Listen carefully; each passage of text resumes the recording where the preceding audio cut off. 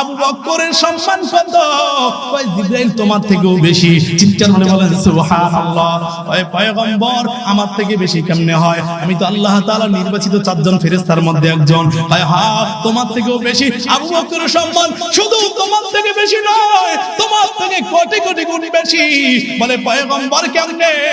আবু বকরকে আল্লাহ তাআলা যে আধ্যাত্মিক ক্ষমতা দিয়েছে জিবরাইল, ওই ক্ষমতা আল্লাহ তোমারে দেয় নাই। ওই পয়গম্বর কোন কি বলে? হ্যাঁ। এবার আবু বকর রাদিয়াল্লাহু তাআলা বলে কেমনে?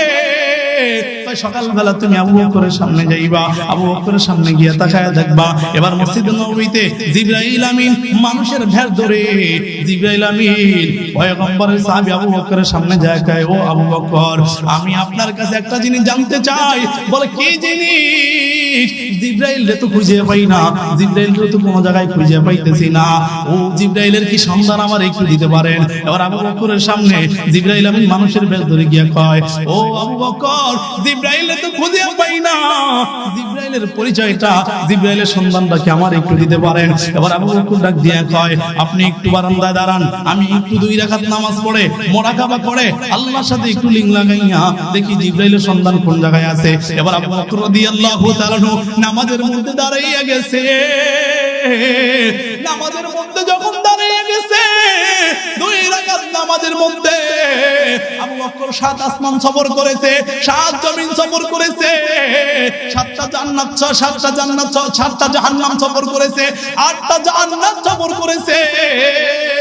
আবু বকর রাদিয়াল্লাহু তাআলা জান্নাত জাহান্নাম সিদরাতুল মুনতাহা লা জামালা মাকা লৌহে মাহফুজ সব 7 আসমান জমিন সব সফর করে। এবার জিবরাইলের সামনে এসে কয়, ও জিবরাইল, আমি তো জিবরাইলকে কোন জায়গায় খুঁজিয়া পাই না। 7 আসমান সফর করলাম, জিবরাইলকে কোন জায়গায় পাইলাম না। জান্নাতের মধ্যে গিয়া বিচিয়া দেখলাম, জান্নাতের মধ্যেও পাইলাম না। 7 জমিন নিচে গিয়া খুঁজিয়া দেখলাম, সেখানেও তো জিবরাইলের সন্ধান পাইলাম না। দুনিয়ার প্রত্যেকটা মানুষের চেহারা আলাদা আলাদা করে দেখলাম, সেখানেও তো জিবরাইলের চেহারা পাইলাম না। কিন্তু একজন মানুষের ব্যাপারে আমার সন্দেহ হয়, আমি তো আবু বকর, আমি তো জিবরাইল না, আমার নাম হলো আবু বকর, কিন্তু তোমার দিয়ে আমার সন্দেহ হয় তুমি মনে হয় জিবরাইল। চিৎকার করে বলেন আল্লাহু আকবার। এবার জিবরাইল আশ্চর্যান্বিত হয়ে কয়, পয়গম্বর, এই যদি আপনার আবু বকরের ক্ষমতা হয়, এই সাহাবীর ক্ষমতা আমি জিবরাইলের থেকে না, আসমান জমিনের সমস্ত ফেরেশতা থেকে বেশি। জোরে কোন সুবহানাল্লাহ। এ বাবা, আল্লাহ তাআলা সেই অন্তর দিয়া, সেই নফস দিয়া মানুষকে বানাইছেন। মানুষ অপরাধ করবে, কারণ অপরাধের শক্তি দিয়ে আল্লাহ তাআলা মানুষ বানাইছেন। কারণ দুনিয়ার মধ্যে মানুষকে অপরাধের শক্তি দিয়েই মানুষ বানাইছেন। মানুষ যদি গুনাহ না করত, আল্লাহ তাআলা এমন এক জাতিকে বানাইতেন যে জাতি গুনাহ করবে আবার তওবা করবে, গুনাহ করবে আবার তওবা করবে। একজন বুজুর্গ রাতের বেলা উঠা হাত আসমানের দিকে দিয়া চোখের পানি ফালাইয়া কান্না করে কয়, রে মালিক, তুমি যদি গুনাহগার আমার না বানাইতা, ভোর রাতে ওইটা তোমার রহমতের দরজায় বারবার ডিস্টার্ব কে করত। তুমি যদি আমারে গুনাহগার না বানাইতা, চোখের পানি ফালাইয়া তোমার জন্য কে কান্না করত। তুমি যদি আমারে গুনাহগার না বানাইতা, তাহলে তোমার দরজায় এসে কে কান্না করত। এরে বাবা, বুঝাবার জন্য বলি, ভালো করে বুঝে। একজন আল্লাহর ওলি রাতের বেলা উঠা এক জায়গায় বসে 2 রাকাত তাহাজ্জুদের নামাজ পড়ে, ওখানে বসে আবার কিছু সময় আল্লাহর জন্য কান্না করে, আবার কিছু দূর সামনে যায়, ওখানে বসে আবার আল্লাহর জন্য কান্না করে, আবার কিছু দূর যায়। এইভাবে মসজিদের এক জায়গা থেকে শুরু করে, মসজিদের প্রথম কাতারে নামাজ পড়ে শেষ করে, আবার দ্বিতীয় কাতারে আইসা দ্বিতীয় কাতারে নামাজ পড়া শেষ করে, আবার তৃতীয় কাতারে আইসা তৃতীয় কাতারে নামাজ পড়া আবার কিছু দোয়া কইরা শেষ করে। এইভাবে ফজরের নামাজ পড়ে বের হয়। মুরিদ ডাক দিয়া বলেন, হুজুর এক জায়গায় বইসা নামাজ পড়লেই তো হয়, বারবার ঘুরে ঘুরে নামাজ পড়ার মানেটা কি? ভাই বেটা, জানিস না এই মাটি কিয়ামতের ময়দান আল্লাহর কাছে আমার জন্য সাক্ষী দিবে যে এই বুজুর্গ এখানে বইসা আল্লাহর জন্য চোখের পানি ফালাইয়া কান্না করেছিল। এ বাবা, আমি আপনাদেরকে বুঝাবার জন্য বলি, ভালো করে শুনে নেন। আজকে মাহফিল হয়েছে, আগামী কালকে হবে না। আমি যে আলোচনা করতেছিলাম, যারা গুনাহ করবে তারা তওবা করবে। আমাদের প্রত্যেকেরই গুনাহ আছে, এই গুনার জন্য যদি আমরা আল্লাহর কাছে তওবা করতে পারি, আমাদের আল্লাহ জীবনের সমস্ত গুনাহ খাতাগুলো maaf করে দিবে। পয়গম্বর হাদিসের মধ্যে জানায় দেন, যেই চোখ আল্লাহর ভয়ে কান্না করবে, ওই চোখের জন্য আল্লাহ তাআলা জাহান্নামের আগুনকে হারাম করে দিবে। অতিও গভীর হয় রজনী যখন, নীরবে প্রভুর নাম ডাকিও তখন।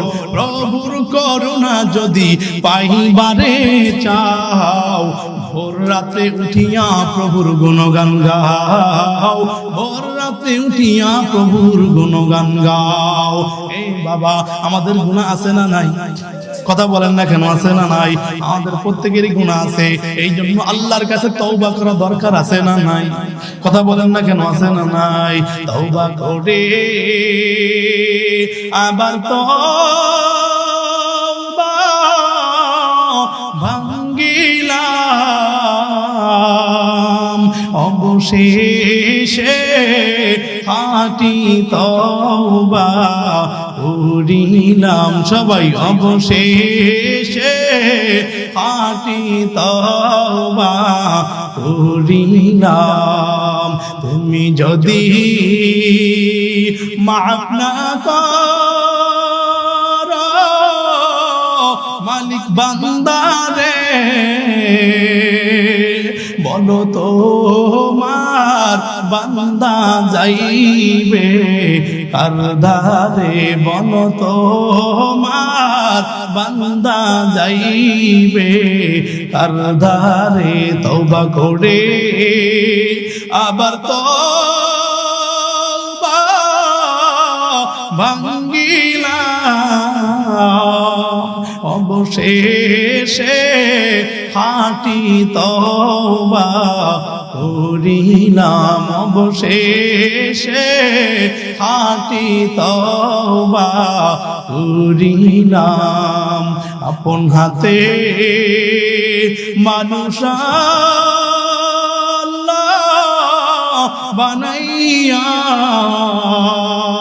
কেমনে দিবা জাহান্নামে ফেলিয়া, কেমনে দিবা জাহান্নামে ফেলিয়া।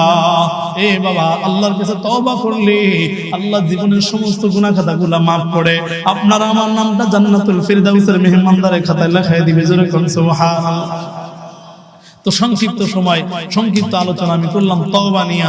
আল্লাহ বলেন, কুল ইয়া ইবাদিয়াল্লাযীনা আসরাফু আলা আনফুসিহিম লা তাকনাতু মির রাহমাতিল্লাহ। হে আমার বান্দা, আমরা কার বান্দা? কথা বলেন, কার বান্দা? আমরা আল্লাহর বান্দা। গুনাহ করলেও আল্লাহর বান্দা, না করলেও আল্লাহর বান্দা। জান্নাতের রাস্তা দুইটা। এক নাম্বার, আল্লাহর ভয়ে গুনাহ করেই না। দুই নাম্বার, গুনাহ যদি হয়ে যায় আল্লাহর কাছে তওবা করে। আল্লাহ বলেন, দুই রাস্তার যে কোনো এক রাস্তায় আগাবি, আমি আল্লাহ জীবনের সমস্ত গুনাহ খাতাগুলো maaf করে তোমার নামটা জান্নাতুল ফিরদাউসের মেহমানদারের খাতায় লেখায় দিব। সুবহানাল্লাহ। ওবা যে কথাগুলো বললাম, আল্লাহ তাআলা সর্বপ্রথম আমাকে এবং সবাইকে আমল করার তৌফিক দান করে দিলে বলেন আমিন। ওয়া আখিরু দাওয়ানা আলহামদুলিল্লাহি রাব্বিল আলামিন। আসসালামু আলাইকুম ওয়া রাহমাতুল্লাহ।